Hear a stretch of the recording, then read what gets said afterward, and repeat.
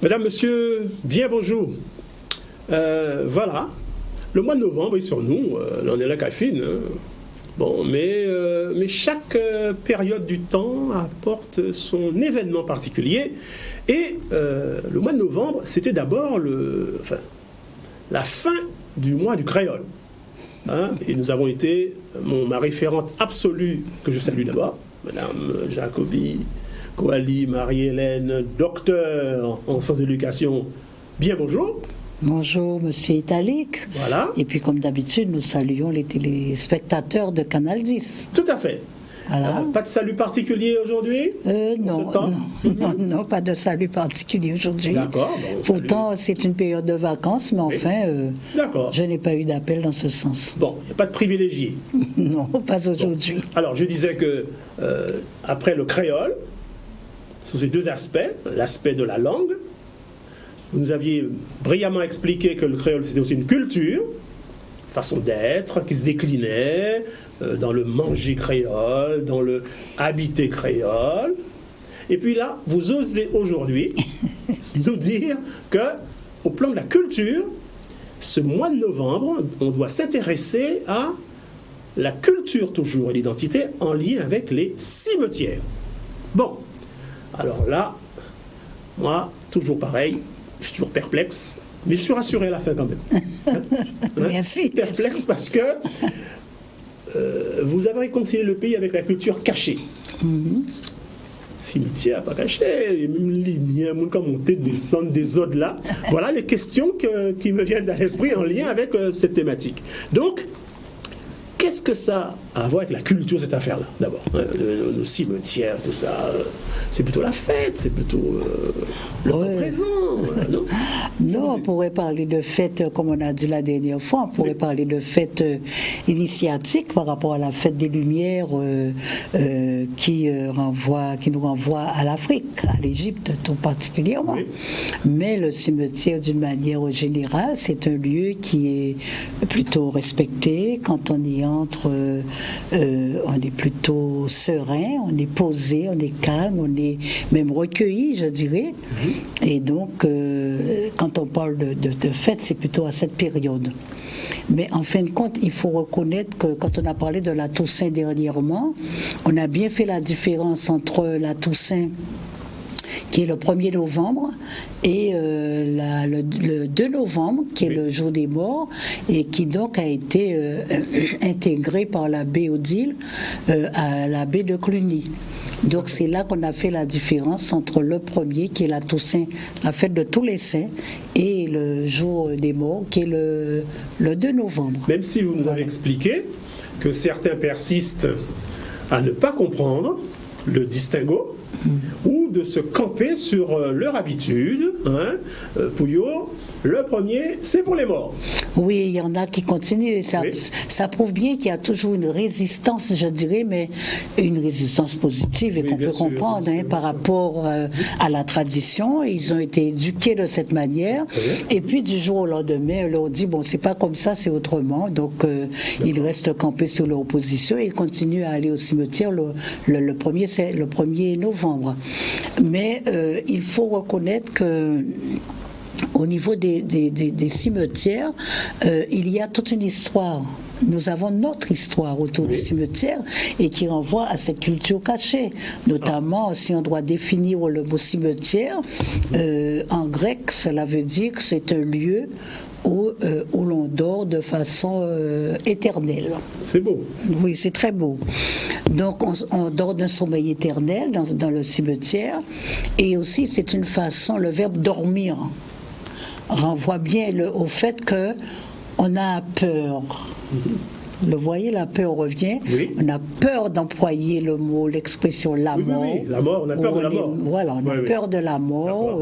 Il est mort, mais il est là éternellement. Non, on dira, il dort de sommeil éternel. Lazare n'est pas mort, il dort.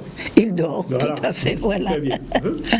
Et donc, le cimetière, notre histoire des cimetières va prendre corps avec l'arrivée de nos missionnaires. Et dans la mesure où, quand les missionnaires arrivaient, ils arrivaient par la mer, et la première chose qu'ils apercevaient, c'était un nombre de croix. Des croix qui étaient peintes en blanc. D'accord? Et qui dit croix veut dire que c'est un lieu qui renvoie à la mort. Oui. D'accord? Et donc, par la suite, ce qui se passait, c'est que quand ils arrivaient, vous savez, à l'époque, les gens mouraient et tout, mais la préoccupation des colons n'était pas de créer un lieu où on va enterrer des personnes. Oui. Donc, ce qui va se passer, c'est que quand il y avait des morts, et les esclaves particulièrement, on les jetait dans les déchetteries, dans les lieux où il y avait les ordures. Voilà. On se débarrassait du mort. Oui. Et puis, il y a eu, à la longue, il y a eu cette nécessité de créer des chapelles et aussi des églises. Et avec cet argent obtenu, notamment c'était les colons qui pouvaient le faire, on a créé des espaces bien spécifiques où on va enterrer les morts. Donc, c'est une façon de donner à la mort un cadre bien défini et de dépasser un peu cette peur qui habite ceux qui ont à la côtoyer. Tous les morts étaient désormais enterrés ou est-ce que je vais trop loin ou trop vite en lien avec cette question-là? Parce que c'est vrai qu'au début, comme vous disiez fort justement, les morts mis en esclavage, parce qu'il faut dire ça maintenant, me dit-on, hein, mis en esclavage ou esclavisés, étaient considérés comme de la marchandise, ou comme des produits, ou comme des choses. Donc, vous avez raison, on ne méritait peut-être pas un enterrement. Hein, bon. Et est-ce que lorsque les cimetières arrivent, il y a quelque chose j'ai failli dire pour nous aussi? Alors, ce qu'il y a, c'est que il faut dire que quand les missionnaires arrivaient, c'est vrai, oui. je disais tout à l'heure qu'on voit les croix, donc qui renvoient à la mort. Oui. Et donc, mais il y a aussi la question de la profondeur de sépulture, du trou dans lequel on mettait les morts. D'ailleurs, nous avons un exemple au XXIe siècle, celui du cimetière des Indiens à Saint-François, où on évoque beaucoup encore le fait que quand la mer arrive, on voit des ossements. Dernièrement, il y a eu toute une question autour de cela. Donc, à l'époque, c'était cela. Et donc, les missionnaires qui vont arriver, je disais, leur préoccupation était avant tout de multiplier les chapelles et les églises. C'était pas comment on va enterrer les morts, c'était pas avant leur arrivée, les gens se débrouillent avec leurs morts, donc ils vont continuer. Mais la différence, justement, vous faites bien de m'orienter vers cela, parce que la différence viendra du fait que ceux qui pouvaient participer à la construction des chapelles et des églises vont avoir ce que l'on appelle un espace de terre sainte. On appelle ça un espace de terre sainte dans les cimetières. Et c'est là qu'on va enterrer les colons, leurs familles, parce que pourquoi les autres n'étaient pas enterrés là? Ils n'avaient pas les moyens.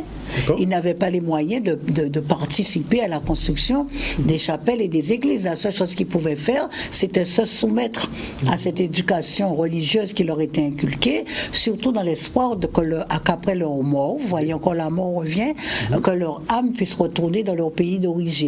Mais là, nous touchons du doigt la question de la cosmogonie antillaise. Peut-être qu'un jour, on aura en parler. Et qu'est-ce qui fait? Et de là va naître un nouveau fait social.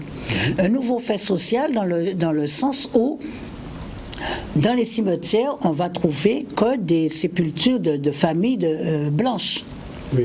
Et donc, par rapport aux Noirs, on continue, on les enterre, on fait ce qu'on peut avec, comme on peut, et jusqu'à ce que il y a eu la question la question sanitaire a été soulevée parce qu'on enterrait les morts n'importe où, n'importe comment, enfin on se débarrassait du mort. Oui. Et puis il y a la question sanitaire d'une part qui a été soulevée, donc il fallait les enterrer quelque part aussi, pas les laisser comme ça dans la nature. Et ce qui a fait qu'on s'est dit qu'il fallait penser à un espace aussi pour les autres. Mais il y a une différence quand même par rapport à ce fait social que j'évoquais, c'est celui de qu'on n'était pas enterré n'importe où au cimetière. C'est-à-dire, on ne pouvait pas, un esclave, un descendant d'esclave qui mourait, il n'avait pas sa place à côté de cet espace dénommé Terre Sainte, espace Terre Sainte. Pourquoi? Parce qu'il n'a pas pu participer à la construction des chapelles et des églises, mais aussi, il y a aussi le fait que les familles de colons, les descendants de familles des colons ont commencé à dire oui, mais on les enterre de plus en plus dans les cimetières et ils vont se retrouver de plus en plus, on va se retrouver avec eux, auprès d'eux, à côté d'eux, et ils ont effectivement, et j'ai trouvé ça quand même, j'ai envie de dire alarmant. Oui. Alarmant, et en même temps oui, on a envie d'en rigoler, oui. Parce que même après la mort, il est question de ne pas mettre les humains sur la même lignée. Et donc, ce fait social va créer une différence entre ce qu'on a appelé les hommes et les sous-hommes. Et c'est ainsi que vont naître petit à petit les tombes dont on a parlé dernièrement avec les conques alambis. Parce que petit à petit, on s'est approprié, on a appris à s'approcher de la mort sans en avoir trop peur, d'accord? Et on s'est dit, mais finalement, eux, ils ont des caveaux, mais nous, on ne peut pas, on n'a pas les moyens, mais on peut aussi, quand nous enterrons un mort, envisager un bel espace pour lui. Et ce bel espace était justement délimiter la partie où était enterré le mort et avec des conques alambis. Donc il y avait deux catégories de personnes, même au cimetière, oui. Même après la mort. Tout à fait. Alors ceux qui sont ensevelis, donc qui sont dans des caveaux, et ceux qui sont enterrés. Vous vous rappelez cette belle parole de George Orwell qui dit que tous les cochons sont égaux, mais certains sont plus égaux que d'autres. Et c'est un paradoxe terrible parce que même on sent bien qu'on est dans l'humanité, quoi. C'est un signe de l'humanité, hein, le fait d'être enterré. Quand vous avez dit au départ que les esclaves étaient laissés par terre, tout ça, ça m'a fait frémir. Hein. C'est une réalité qui est terrifiante quand même. Hein. Mais vous n'êtes pas le premier. Voilà, mais on sent bien quand même que lorsque le colon ou l'esclavagiste fait ça, il doit prendre sur lui pour le faire. Je sens même que l'idéologie doit être forte pour essayer d'oublier que ce sont des hommes quand même qui sont là. Et vous dites fort justement, et ça m'intéresse, que lorsque finalement nous frappons à la porte des cimetières et qu'il faut nous y admettre, même là, ce fait social-là est hiérarchisé. Hein.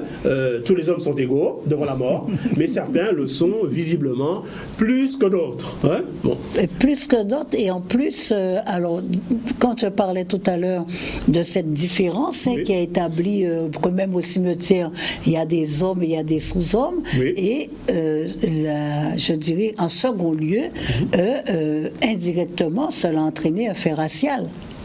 Parce que les colons et descendants de colons ne voulaient plus à un certain moment être enterrés dans le cimetière communal et sous prétexte qu'ils craignaient de ne pas avoir un repos éternel tranquille, oui. Qu'ils risquaient d'avoir un repos perturbé. Moi, mais je dirais c'est peut-être parce que vers quand on sent venir la mort, peut-être qu'on revoit tout ce qu'on a fait qui n'était pas bien, et on se dit, oh là là, si on montait auprès de ceux-là, ils risquent, parce que beaucoup de personnes parlent de la mort, hein, mais quand nous parlons de la mort, mais je ne peux pas parler avec autant d'affirmation que celui qui serait mort et qui serait revenu. Et peut-être que l'œil est dans la tombe. Et on regarde les carrés. Oui. De toute façon, quand on regarde le jugement, la manière dont est positionné le jugement, normalement, en principe, quand on passe sous la balance, si on a des choses à revoir, il faut retourner. Hein. Il faut retourner sur cette terre. Enfin bref, nous entrons dans... Donc, je disais que ce fait racial également a été introduit. Et ce fait racial va entraîner jusqu'à nos jours d'ailleurs, nous sommes au XXIe siècle et de la période c'est-à-dire 16e, 17e siècle où a été soulevée la question sanitaire par rapport à où on enterre les morts et jusqu'à nos jours au XXIe siècle, eh bien cette évolution, malgré cette évolution, quand on se promène dans le cimetière, quels que soient les cimetières, mais particulièrement celui de Pointe-à-Pitre, parce que à l'époque, Bastère-Pointe-à-Pitre, c'était les lieux de notables, eh bien, on voit très bien que même après la mort, ce fait religieux, ce fait historique, ce fait social, ce fait racial, il est là. Il est là, on dit que l'église, en fait les temples, les lieux religieux, dont le cimetière, qui est considéré comme un lieu religieux, ce sont des lieux où on ne ment pas. On ne doit pas mentir. C'est une vérité. C'est une vérité. Mais le cimetière lui-même en est une. C'est une expression de cette façon de vivre. Est l'expression de cette vérité, parce que vous allez trouver des espaces où vous allez voir des caveaux, même au niveau des caveaux aussi, on voit les différences. Vous avez des caveaux sans carreaux, vous avez des caveaux avec carreaux, des caveaux avec marbre, du marbre, sans marbre, de grands marbres, petits marbres. Et donc, même la manière dont c'est écrit, il y a des plaques, c'est écrit directement à la peinture. En fait, tout ça renvoie à des catégories sociales, même après la mort. Donc, cette culture cachée, voilà, parce que souvent, on y va, on va au cimetière. On regarde, on observe, mais on n'est pas interpellé parce que nous sommes en train de dire. Or, normalement, ça devrait l'être parce que ça renvoie à cette culture cachée que nous ne maîtrisons pas et qui renvoie au fait que les hommes, même après la mort, ils tiennent à ce que cette différence, enfin certains hommes, tiennent à cette différence entre les hommes et les sous-hommes, ceux qu'ils appellent les sous-hommes, qu'ils ont appelés ou qu'ils continuent à appeler des sous-hommes. Eh bien, le cimetière, lieu de la mort, est là pour nous le rappeler, dans le cas où on l'aurait oublié. Quelle vanité. Oui. Quelle vanité. C'est-à-dire que même... On dira que nous sommes des humains, ils vous diront que nous sommes des humains. C'est-à-dire que même lorsque les anciens esclaves se sont réappropriés les cimetières, parce que je pense que les anciens maîtres n'ont pas pu tous s'enterrer dans leur jardin. Il a fallu qu'ils restent un peu dans l'espace public entre guillemets du cimetière. Mais lorsque majoritairement les esclavisés ont été enterrés décemment, ils n'ont pas hésité eux aussi à exprimer ce distinguo social, hiérarchique entre eux, entre, comme vous disiez, celui qui a un caveau avec presque le téléphone et la salle de bain, et celui qui est enterré à même le sol avec des concalambis. Quoique, il paraît que Margaillard peut aider un peu. C'est la mutualité sociale peut essayer de combler, mais en fait, c'est pas tout à fait vrai, parce que moi j'ai vu, comme vous le savez, c'est un événement que j'ai rencontré il n'y a pas longtemps. Et je peux vous témoigner de cette hiérarchie, de cette trace, de tenter de prolonger la vie sociale dans cet espace où normalement c'est la vérité qui doit primer. Tout à fait, mais même en parlant de Marc Gaillard, même si Marc Gaillard aide, on se retrouve encore avec l'aspect financier. Hein. Si vous êtes à Marc Gaillard, c'est que vous pouvez payer Marc Gaillard. D'accord. Vous ne pensez pas que, une petite aparté, en termes de marché de mission, Conque Parfum ne pourrait pas créer une mutuelle pour s'intéresser à cette question de la solidarité dans la mort. Une idée me vient comme ça, celle-là. Personne ne nous écoute, nous allons parler discrètement de ça. Parce que c'est vrai, je me dis, quand on est si proche du traditionnel, de la culture des gens, et de la mort aussi, parce qu'à Conque Parfum, vous allez trouver, comme on l'a dit la dernière fois, beaucoup d'objets, notamment dans le cadre de la Toussaint, beaucoup sont allés et puis ont acheté des bougies, comme on disait la dernière fois, des lampions, des lampes, il y a aussi des bouquets artificiels venant de l'excellence. C'est un comportement qui vient de l'extérieur, mais qu'on a adopté parce que ça nous arrange aussi. Mais ce qu'il y a, c'est que effectivement, on pourrait parler de cette évolution. Et donc, comme on a dit la dernière fois, nous sommes là pour parler, pour dire la vérité, mais nous sommes là aussi pour faire des suggestions. Et si Conque Parfum nous entend, ou que les gens qui aiment bien aller acheter à Conque Parfum se disent, mais tiens, moi, je vais poser la question, mais écoutez, ils vont voir ce sont eux à savoir s'ils prennent la décision ou pas. Voilà. En tout cas, voici une idée que nous lançons tout à fait généreusement. Généreusement, tout à fait. Et puis, ce qu'il y a, donc je parlais de l'évolution, la seule différence quand même, quand je parlais tout à l'heure des espaces de Terre Sainte qui étaient réservés à certains, il faut savoir qu'à part les DA,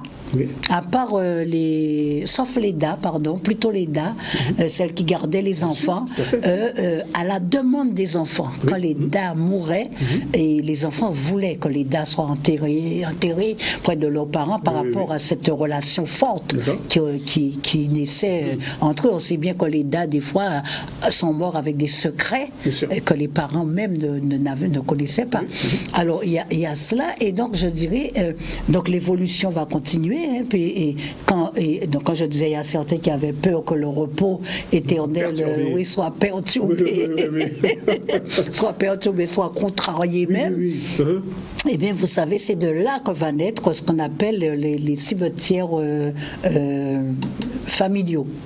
Alors, ils ne voulaient plus être dans les cimetières, au risque de se retrouver à côté de ceux qui vont contrarier le repos éternel. Et donc, ils ont demandé, ils avaient les moyens de créer leur chapelle déjà, et donc ils créaient aussi des espaces de Terre Sainte tout près de leur maison pour être enterrés. Donc, c'est de là que mais en fin de compte, l'évolution a eu lieu parce qu'aujourd'hui, quand on regarde, il n'y a pas que les descendants de colons qui ont le cimetière familial près de chez eux. Et puis, c'est la législation qui complique cette affaire-là. Complique cette affaire-là et qui oblige les gens à aller vers un lieu collectif. Parce que, mais il y a aussi maintenant le fait que les cimetières sont... Chaque fois, on parle dans la plupart des communes, il faut étendre les espaces de cimetière, il n'y a pas de place, d'où va venir d'ailleurs la notion de l'incinération. Il y a aussi cette notion de famille familiale où on avait demandé de fermer, maintenant on commence à réouvrir. Mais il ne faut pas perdre de vue que c'est après la révolution de 1789, quand la laïcisation va être introduite, qu'on va assister à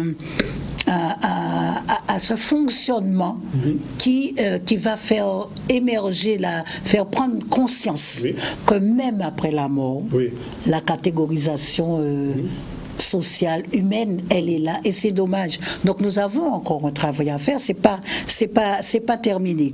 Et ce qu'il y a aussi, c'est que on revient beaucoup aux sources, notamment la semaine dernière, je crois entre le 2 et le 3 novembre, je ne sais plus, entre le 1er et le 3 novembre, à Cambrefort, au Cap-Esther, ils ont fait la fête de la mort, qui est vécue autrement. et parce que ils appellent ça la cérémonie de Grappa Congo, et donc ils font des appellations de l'âme et tout ça. De plus en plus, on y revient. Donc on voit qu'il y a l'incinération qui vient, il y a le retour aux sources, comme on a dit, et qui inclut le fait que nous sommes amenés probablement à terminer cette émission, parce que je ne voudrais pas être en tout cas, vous avez raison de nous rappeler que cette affaire-là est en lien avec la culture cachée et l'identité. Et l'identité, et c'est ça que je voulais dire, que nous ne devons pas perdre de vue que notre comportement autour de la mort, que ce soit la veillée, les obsèques, l'enterrement et même les fêtes d'initiation qu'on appelle fête des défunts, la fête de lumière, on a bien vu chez les Indiens aussi ils le font, eh bien on ne doit pas perdre de vue que ce moment de l'année renvoie directement à la question identitaire. Parfait. 30 secondes maintenant pour conclure sur s'il y avait une chose ou deux à dire, à retenir en lien avec la culture identité autour des cimetières ici. Je vous excuse de ne pas avoir parlé du cimetière de Morne-à-l'Eau, vous êtes pardonné. Vous êtes pardonné, je pardonne. Mais quand j'ai parlé des cimetières avec les carreaux, Morne-à-l'eau, mais on en a parlé la dernière fois. Vous êtes pardonné. Alors, 30 secondes pour conclure cette affaire-là. Allez, on essaye.